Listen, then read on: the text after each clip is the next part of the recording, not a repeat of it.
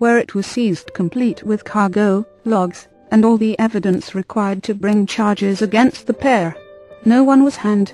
All were let off simply with the loss of a ship 78 piracy, a merry and a short life and its cargo.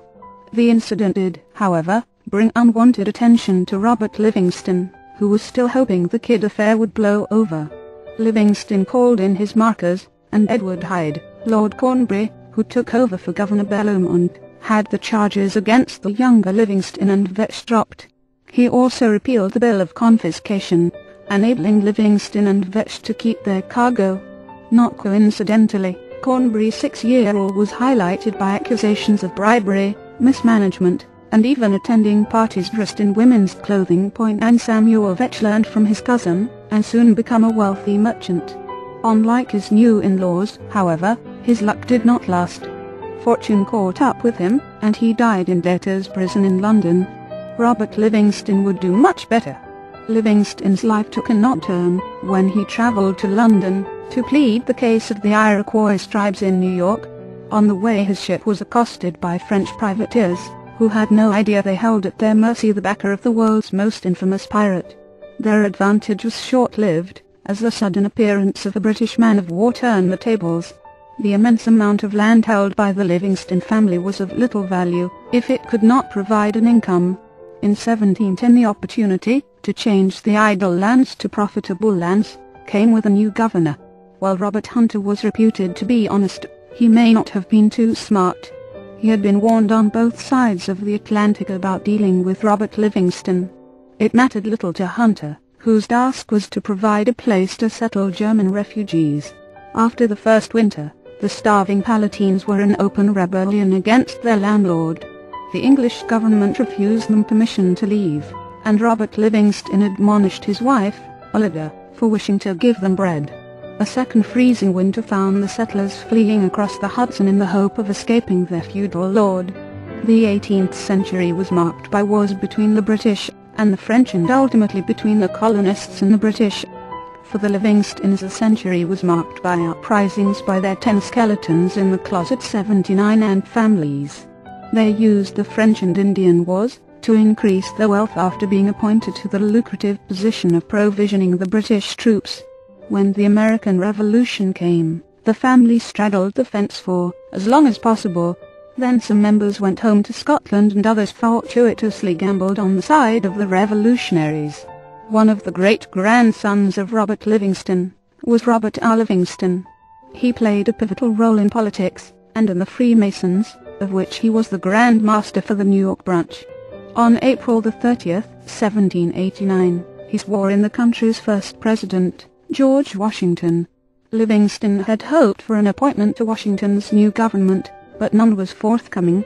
It was possible Washington recognized the Livingston clan as playing both sides.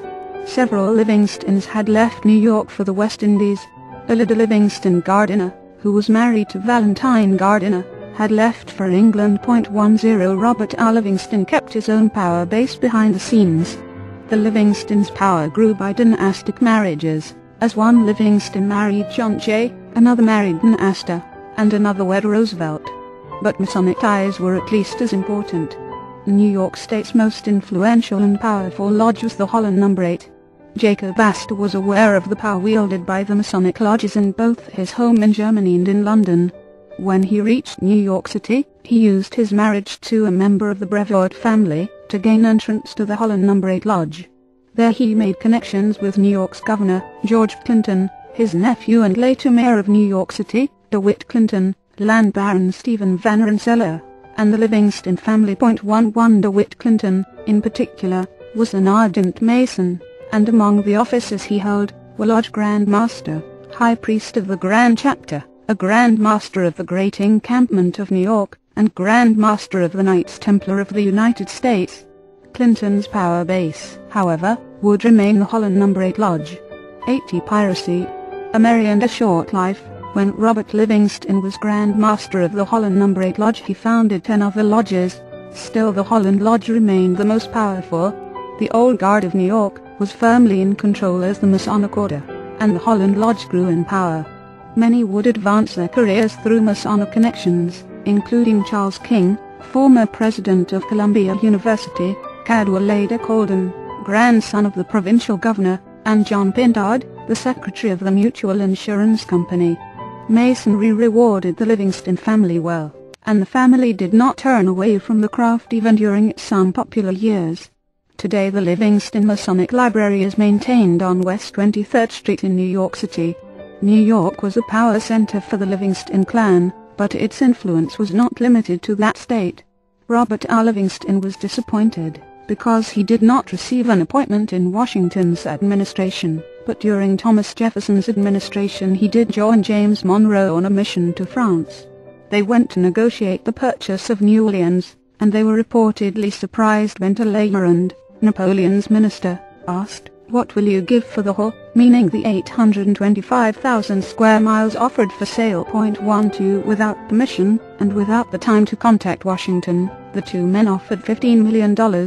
Livingston later assumed full credit for the purchase, altering his journal entries to say he was given the offer 3 days earlier, before Monroe reached France. The government issued a vigorous denial, and published Livingston's real itinerary, and the disgrace cost him whatever credit might have been due. The area that was open thanks to the Louisiana Purchase was an early equivalent of the Wild West. New Orleans was the gateway. Very close to the city was a pirate kingdom second only to the one in Madagascar 100 years before. The new Libertalia was called Barataria, and Jean Lafitte controlled the territory like a king. From India to the Caribbean, Lafitte's career stood out among pirates. Since his navy was so large it could not sail into any port, his kingdom, with protective estuaries, became his home base. At Barataria the pirate created a marketplace where pirates, smugglers, and legitimate traders' skeletons in the closet 81 could buy and sell silks, wines, spices, furniture, and slaves, all of which had been taken at sea. The pirate market at Barataria became so large it threatened the merchants of New Orleans.